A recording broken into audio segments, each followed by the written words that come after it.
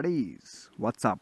This is 3 a.m. here in Hyderabad, and I'm going to be riding this Yamaha Classic, which is a RX 100. Oh, no, it is actually, as a matter of fact, a Yamaha RX 135. But my friend who owns it absolutely loves the RX 100, so he put the RX 100 badge on this. Well, it's good that it's a RX 135 because it's got a little more power than the RX 100.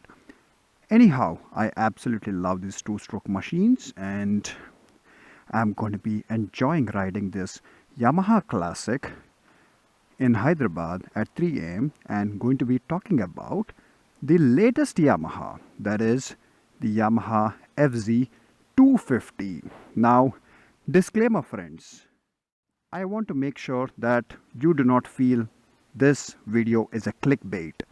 So I do not have the Yamaha FZ25 here with me. The reason is that the launch of the Yamaha FZ25 has only been announced today.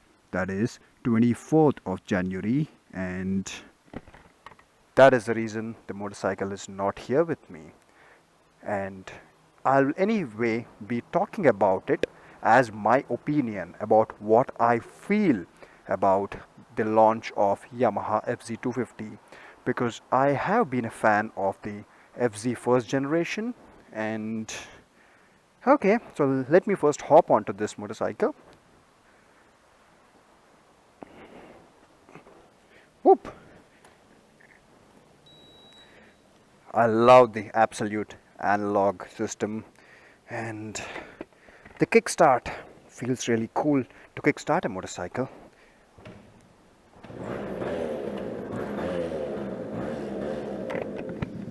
Okay, let me get out of this building first. Oh, I just love the two-stroke sound.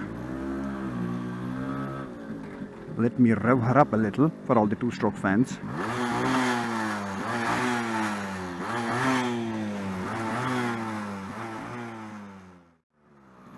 Okay. Now, buddies, when the Yamaha FZ first generation was launched, I think 10 years ago, I absolutely loved the way the motorcycle looked. It probably had the widest rear tire ever on an Indian motorcycle that time, and it looked like a proper muscle naked street fighter, which we had not really seen before the first generation FZ was launched in India. Now this motorcycle has a very low brightness headlight, so I gotta be careful where the light is low, the street lights. Okay. So now, continuing the legacy of the first generation Yamaha FZ, I had great expectations with the launch of the Yamaha FZ25. And I was thinking, now come on, we are in the year 2017, when technology has gone really, really far ahead. So what would someone expect from a 250cc from a brand like Yamaha, which is a MotoGP champion brand? Now, I personally am a huge Yamaha fan. I own a Yamaha R1 also. So, and I have been riding the big bikes like the Yamaha FZ1, the 1000cc naked street fighter, for quite some time. So I would not be I'm not someone who's against Yamaha, but on the 24th of January, when this motorcycle was launched and the specifications and the price was announced, let me tell you, I got disappointed. And the reason being that, now it's a 250cc. What would you expect? 20 horsepower? 20 Nm torque? Come on. Well, a company like TVS, which has a 200cc Apache RTR already in the market, has a motorcycle which produces 20 bhp out of a 200cc engine and 18 point some Nm torque, which is almost the same specs as the Yamaha FZ25. And talk about the Honda CBR 250R, even that one produces a healthy 25 horsepower, and the CBR 250R was launched what, a really long time ago, probably what, 6 years ago. So I was thinking, why would anyone spend, what is this, Yamaha FZ25, 1,20,000 rupees ex-showroom?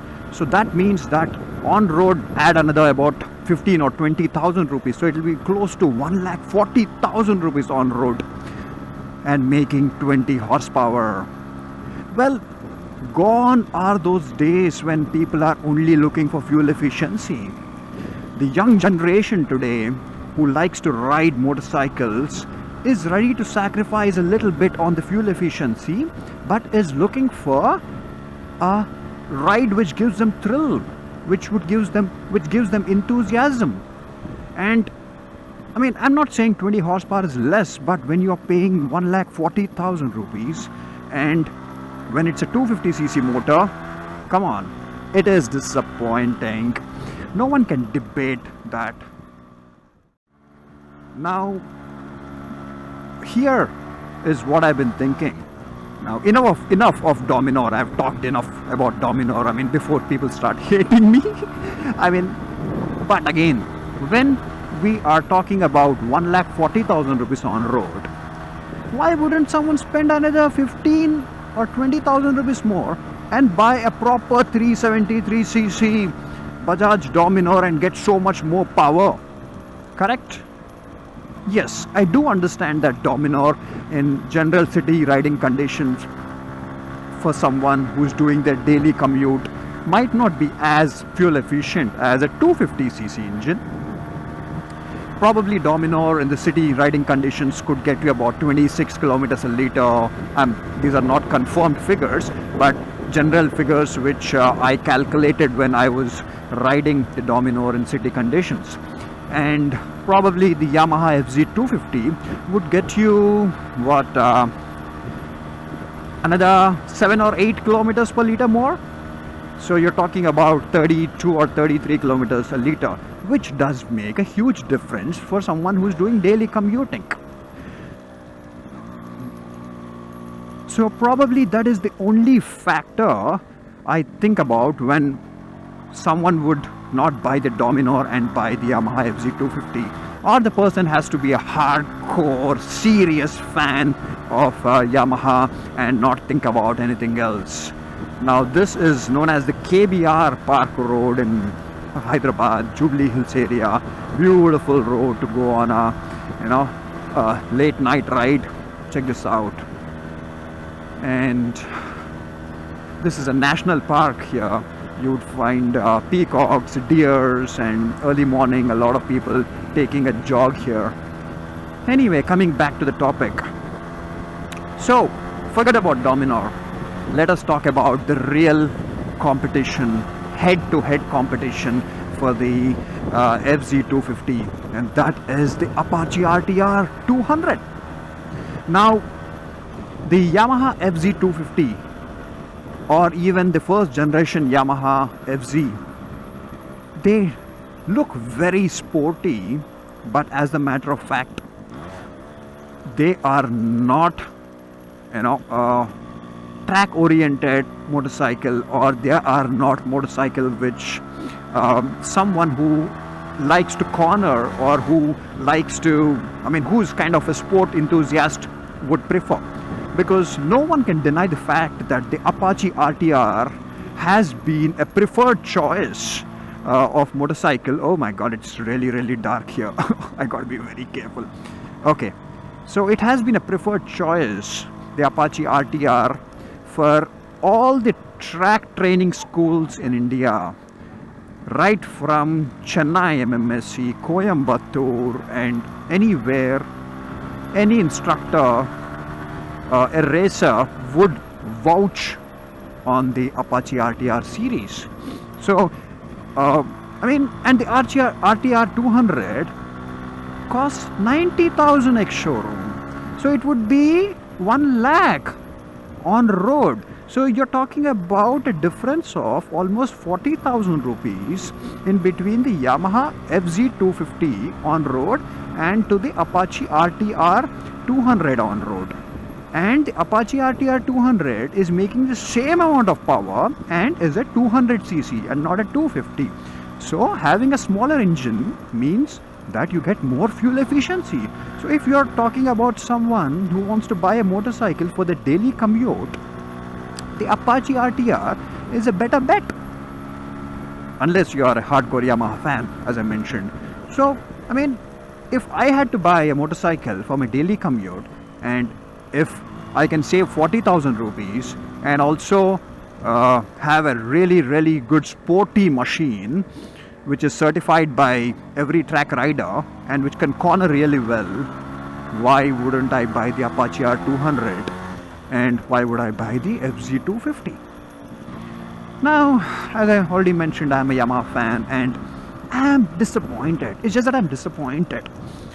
I was expecting that the Yamaha FZ250 would at least make 28 horsepower. Come on. What is Yamaha doing with all the great MotoGP technology that they have on hand? Come on. This is not done. And okay, fine. You made a motorcycle which is 250cc and only making 20 bhp. Then why would you price it at 1,20,000 ex showroom, costing almost 1,40,000 on road? You should have priced it at, bang on with the Apache RTR 200. Then yes, then we are talking sense. But here now, price point, it's priced high. Power, it is low for the engine capacity. And now let us talk about looks. Now, as I already mentioned that when the FZ first generation was launched, I loved the looks. Right from the headlight, the rear tire, the tank, the Street Fighter, muscle bike look, everything about it.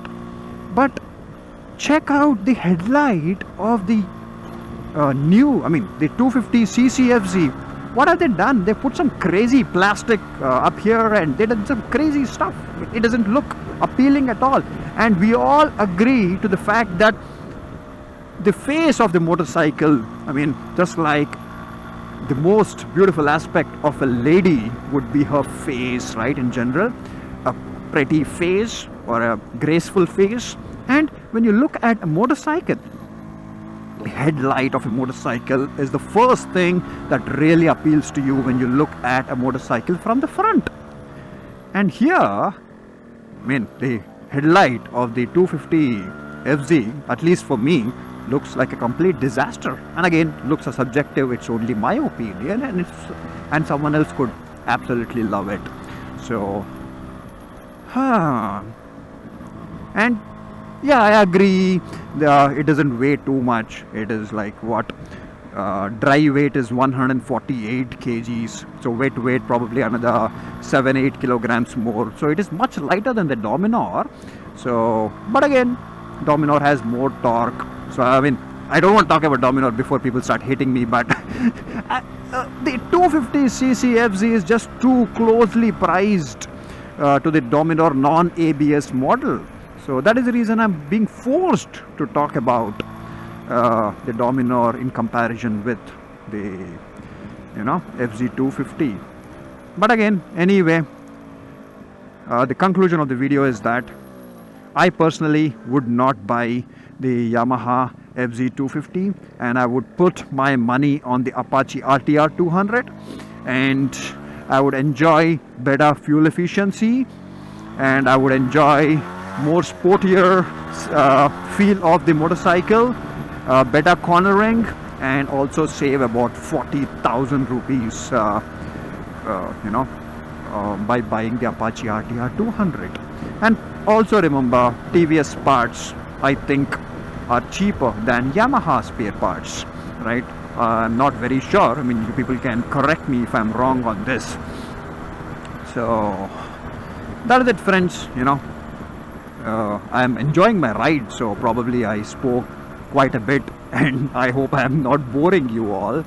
So what I'll do, as soon as the FZ reaches the showrooms here in Hyderabad, I'll take a FZ250 out, ride the machine, and let you know what I feel when I'm actually riding. Okay, signal! Traffic signal! Two-stroke fun! Woo! Woo! Okay, so I'll ride the machine and I'll let you know. And also I realized that I haven't done a comprehensive review of the Apache RTR 200E. One of my friends, they own the motorcycle, so let me contact them and do it. Okay friends, and that is it from my side, and take care. Let me know your opinion on this video. It is just a simple motorcycle video log known as motor vlog in Hyderabad, in Banjara Hills and Jubilee Hills area, riding a Yamaha RX 135. Ciao, take care, bye bye. And if you are not subscribed to me friends, you are missing out on about 420 plus some videos that I have made. And that is it. Cheers.